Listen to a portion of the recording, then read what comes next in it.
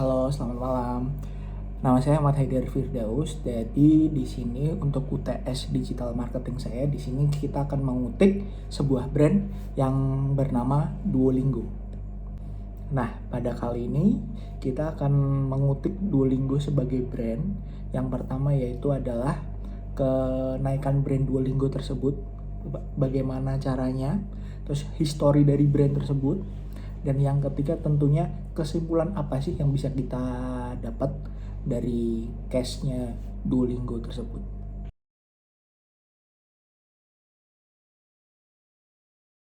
Nah, pada awal kesuksesan dari brand sebuah Duolingo ini awalnya cuma sebagai ibaratnya layanan aplikasi bahasa yang relatif kecil ya teman-teman ya.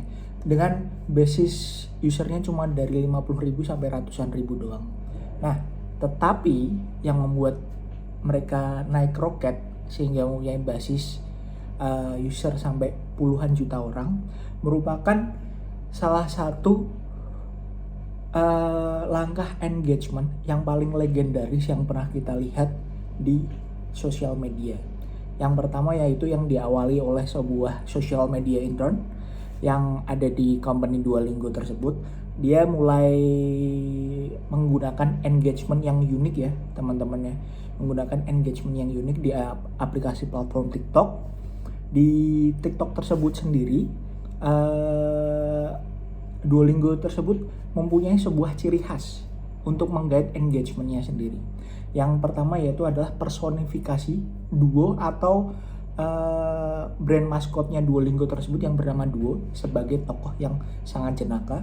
Yang kedua tentunya mengikuti tren budaya populer. Dan yang ketiga merupakan interaksi aktif dengan komunitas. Nah, tentunya ini merupakan 3 faktor yang sebenarnya diikuti sama semua brand lainnya. Cuman apa sih yang membuat Duolingo ini sangat-sangat unik? Yang pertama adalah personifikasinya dari brand maskot Duo tersebut.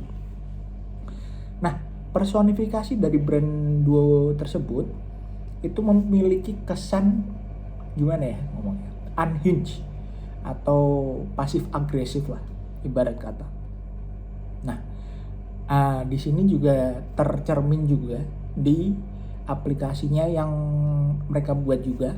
Jadi kalau misalkan teman-teman pernah membuat akun Duolingo terus mencoba membuka Duolingo tersebut, semisal tidak dibuka sehari, 2 hari, 3 hari, kan selalu ada notifikasi. Nah, notifikasi tersebut menunjukkan personifikasi dari brand maskot Duo tersebut sebagai sebuah maskot yang sebenarnya lebih seperti teman. Cuman kalau misalnya apabila kita biarkan, mereka akan mulai mengeluarkan kayak komentar-komentar pasif agresif seperti sepertinya notifikasinya nggak kerja deh, gue stop aja lah ya notifnya, kayak gitu segala macam.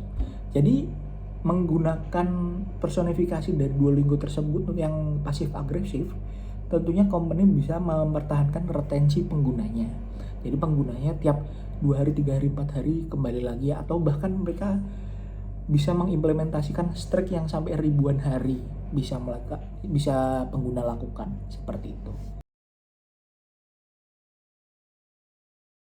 Tentunya teman-teman, apabila ada sebuah kenaikan yang sangat signifikan terhadap suatu brand, apabila bahkan kenaikan yang sangat terlalu signifikan ya kalau bisa dibilang ya, mulai dari 50.000 pengguna sampai hampir puluhan juta pengguna dalam beberapa tahun, tentunya akan ada beberapa masalah atau bahkan tantangan dan kegagalan strategi yang dialami oleh Duolingo.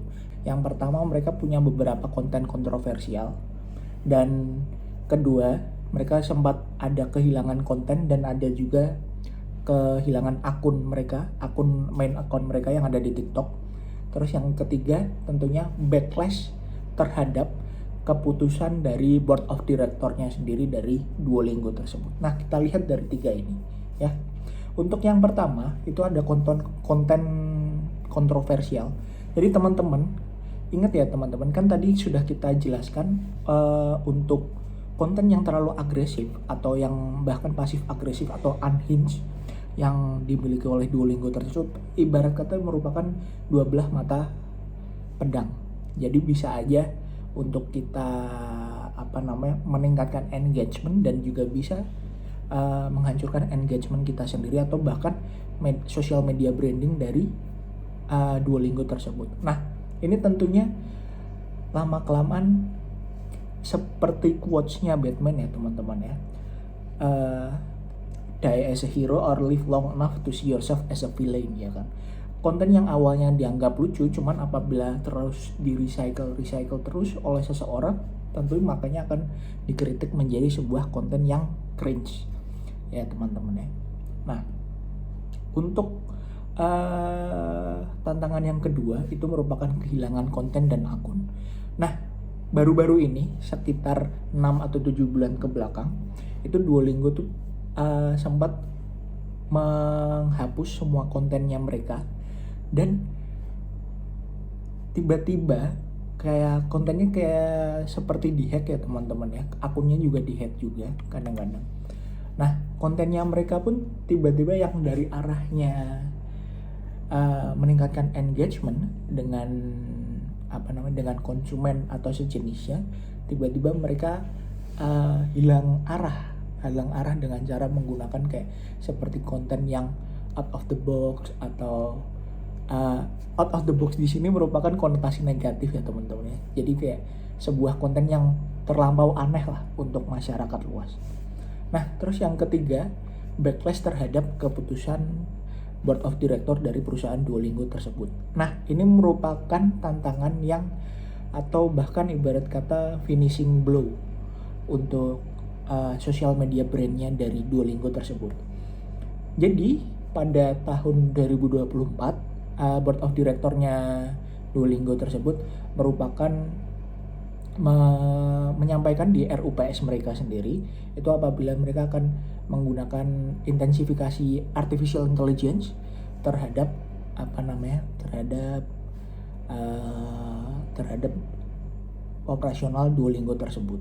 Nah, tentunya di masa AI yang sebenarnya sedang sensitif seperti sekarang ini, tentunya pengguna merasa seperti terhianati ya teman-teman ya, karena mereka pun juga sebenarnya sudah menjadi loyal base user gitu dengan retensi pengguna yang sangat-sangat tinggi, tapi hampir ada penurunan sales dari Duolingo tersebut dari 40 sampai 60% dari year 2024 menuju ke 2025. Dan ibarat kata dari satu keputusan board of director tersebut itu sebenarnya mengganggu semua operasional dari brand manajemennya dari Duolingo tersebut. Nah, teman-teman, kesimpulan yang bisa kita tarik tuh gimana sih? Nah, kita bisa tahu Duolingo di TikTok adalah contoh nyata bagaimana brand yang dapat menggunakan kreativitas untuk menghasilkan engagement yang mereka sendiri dengan konten unhinged yang mereka, atau mungkin dengan pasif agresif mereka di aplikasi mereka, atau bahkan mungkin implementasi strict yang ada di pengguna atau user basisnya mereka. Itu merupakan salah satu langkah-langkah untuk brand management yang sangat baik ya teman-teman ya. Namun ingat, strategi yang ekstrim atau tidak selaras dengan citra edukatif perusahaan juga dapat membawa tantangan, termasuk hilangnya engagement dan kebingungan audiens nih. Harus bagaimana, apakah kita harus tetap mendukung brand ini ataukah apakah kita harus bisa pindah haluan ke brand yang lain. Nah, teman-teman, cukup untuk analisa brand dari Duolingo tersebut. Selamat malam, sampai jumpa.